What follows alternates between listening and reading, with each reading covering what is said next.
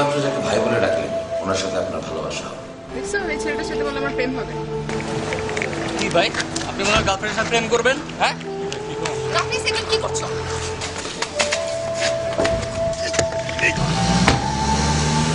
কালকে বিয়ে আর এখন পর্যন্ত ম্যানেজ হয়নি। বিয়ে করবো না আমি তোমাকে।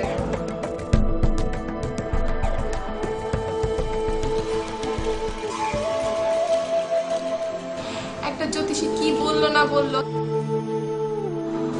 আজব তো। মানে কি জানো এরা?